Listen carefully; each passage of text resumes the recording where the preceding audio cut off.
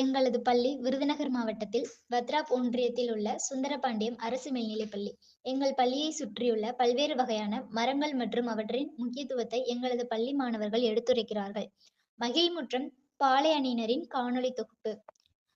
மண்ணின் மகத்துவத்தை மரங்கள் அறியும். மரங்களின் மகத்துவத்தை மனிதர்கள் அறிந்து கொள்ள வேண்டும். ஒவ்வொரு மரமும் சொல்கிறது, பச்சையாக இருந்தாலும் சரி, பட்டையாக இருந்தாலும் சரி, உங்களுக்கு உதவுவேன் என்று. இது புங்கை மரம் தெரியுமா?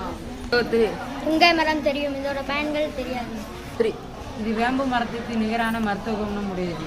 புங்கை மரம் பூக்கள் எந்த மாதத்தில் பூக்கும்? புங்கை மர பூக்கள் மார்ச் ஏப்ரலில் பூக்கும். எக்ஸாம் டைமில் இது நீரழிவு நோயை தடுக்கிறது. அதுக்கப்புறம் மண்ணரிப்பு தடுக்குது. இவ்வளோ பயன் இருக்கு, எனக்கு இது தெரியாம போச்சு. என் நண்பர்களையும் என் அப்பா அம்மாட்டையும் சொல்லுவேன். இதுதான் வேப்ப மரம், தெரியுமா? இது வேப்ப மரம் தெரியும், இதோட பயன்கள் என்னன்னு தெரியாது. வேப்ப மரத்தின் பட்டை, எண்ணெய், இலை, பூ, பழம், வேர் எல்லா அனைத்திலையும் மருத்துவ குணம் உள்ளது. வேப்ப மரத்தில் எவ்வளவு நோய் எதிர்ப்பு சக்தி இருக்கணும் தெரியுமா? தெரியாதே. பொடுகு மற்றும் மலச்சிக்கலை நீக்குகிறது, கொசுகளை விரட்டுகிறது.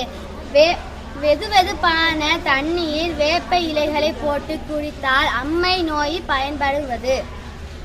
வேப்ப மரத்தில் இருந்து கிடைக்கும் புண்ணாக்கு தென்னை மரம், மாமரம், பலா மரம், வாழை மரம் போன்றவற்றை இன்னும் சில மரங்கள் வளர உதவுகிறது.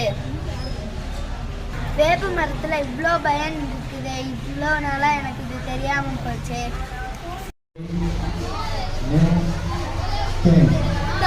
இது பனைமரம் தெரியும்.